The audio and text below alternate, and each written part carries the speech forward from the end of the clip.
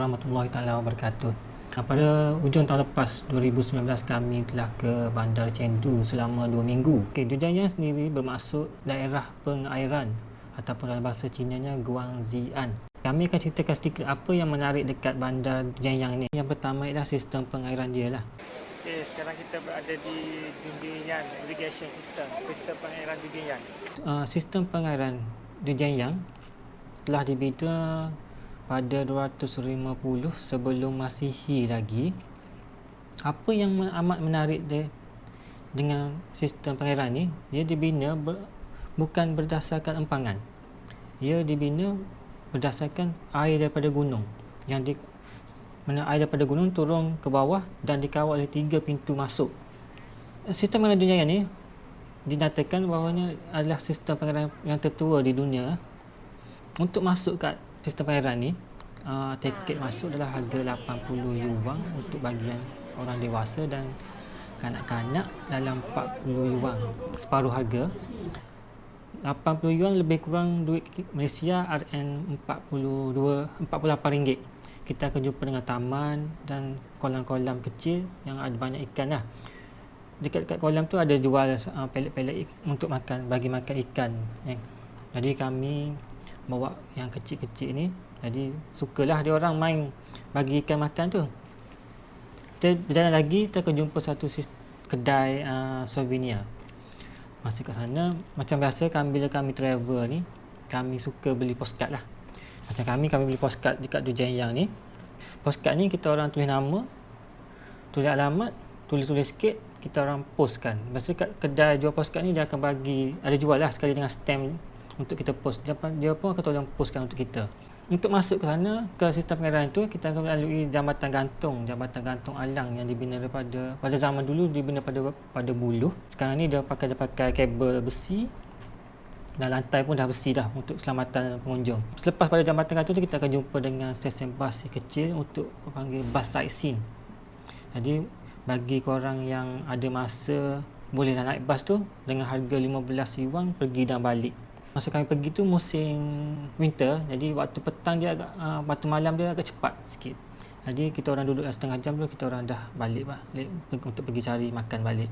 Lagipun masa tu dah suhu sangat sejuk lah. Duduk sikit. Waktu operasi dia daripada pukul 8 pagi sampai pukul 6 petang. Yang kedua, apa yang menarik dekat Bandar Dujanyang adalah bangunan lama lah. Mula-mula kami sampai ke Bandar Dujanyang ni, lepas teksi hantar daripada stesen train, kami terkejut lah.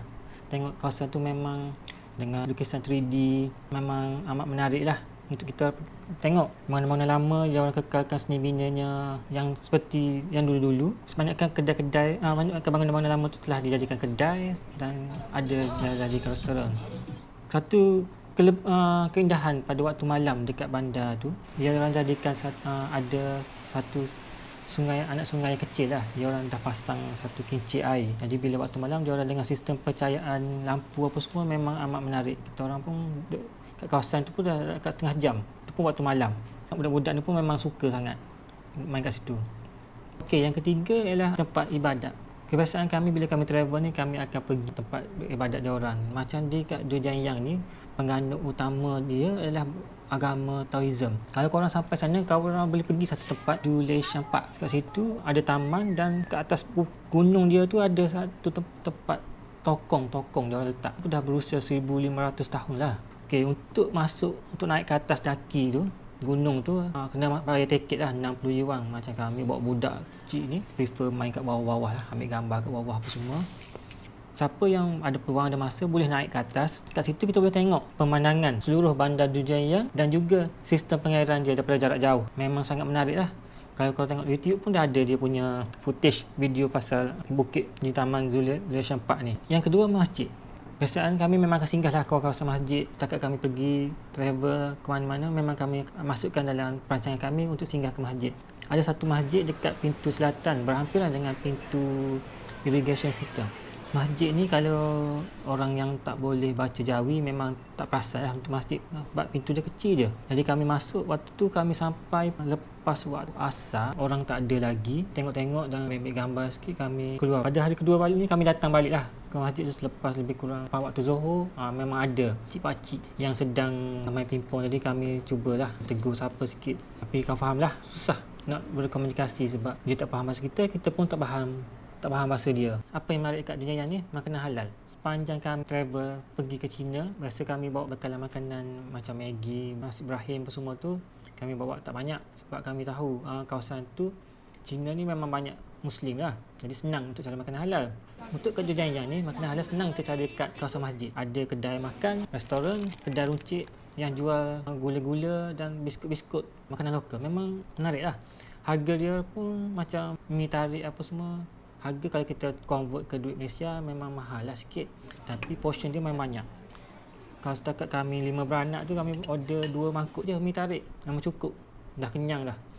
Kami tu boleh pergi cari tempat lain lagi untuk cari makan makanan kecil-kecil tu. Kat situ pun ada juga kami tengok yang jual sate kambing. Kalau pada segi perhatian kami tu, dia tu macam orang Uyghur lah, dia jual sate kambing, memang sedap lah. Memang dah tak jumpa 2-3 hari makan nasi tu, bila jumpa makanan halal ni memang sungguh dekat heaven sangat lah. Okey, selesai dah makan. Tengok lah, habis lah.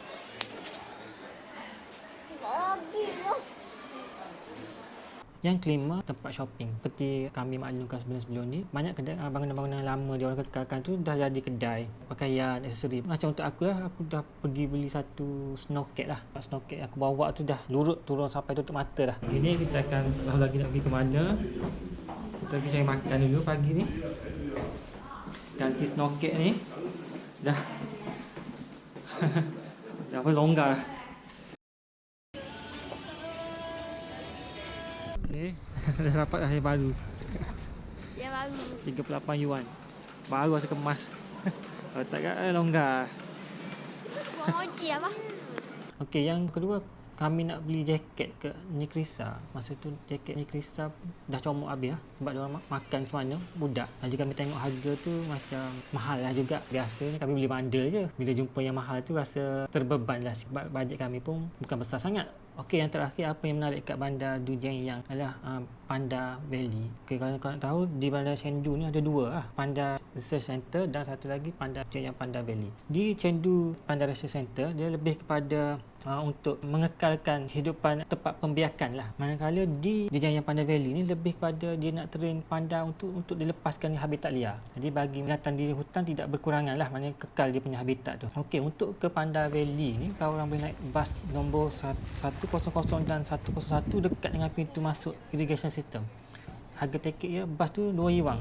Tak kira lah besar, orang tua ke, orang kecil ke, adult, kanak-kanak, semua harga 2 yuan saja daripada hujung ke hujung stesen. Untuk tiket masuk tu kami pun tak pasti sangat sebab kami dah pergi ke Chengdu Panda Research Center tu, jadi kami tak listkan masuk ke Panda Valley. Kalau korang tak sempat pergi ke Chengdu Panda Research Center, korang boleh pergi kat dunia Panda Valley ni. Okey, setakat ni lah kami ceritakan apa yang menarik kat badan Dujang Yang ni. Bagi yang belum pernah tengok lagi video-video kami sebelum ni, bolehlah subscribe channel kami dan klik on notification bagi info-info maklumat video-video yang terbaru akan kami keluarkan. Apa pun, terima kasih kerana menonton.